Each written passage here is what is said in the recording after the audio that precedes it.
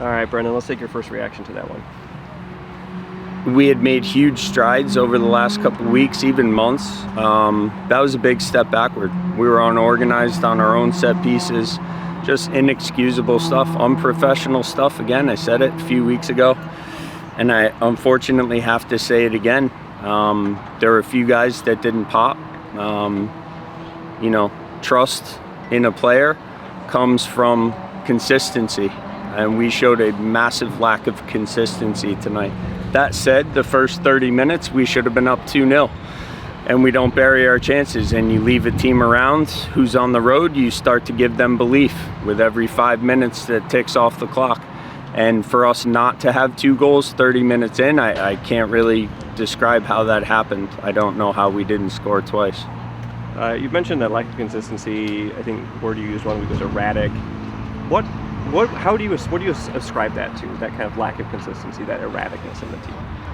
I think everyone wants to be consistent, but there's a price to pay to allow yourself to show up mentally and physically completely prepared.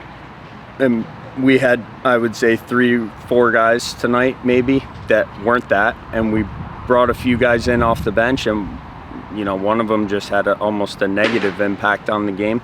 We aren't going anywhere like that, so if guys feel sorry for themselves because they don't have whatever role they want within our group, then we have to find someone else to do that. When you talk about finding someone else, is that something where you want to look within the group that's here, or are you wanting to explore other opportunities? What we have to do is look inside the group that's here. There are 18 guys that we brought here expecting performance. Some of them are very young, and with that comes inconsistency, but it's not necessarily even the young guys that I'm pointing to right now. A lot of guys in there talk about wanting to be the guy, and I get that. I love that. They're ambitious, but I would say only half our team did exactly what I expected them to do tonight, and it cost us 3 points against a team that generated absolutely nothing other than our self-inflicted wounds.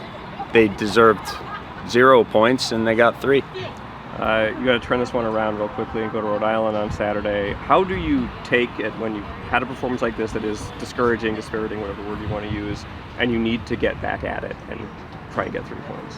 Yeah, I just said rest and recovery, and make a decision when you walk out of here tonight.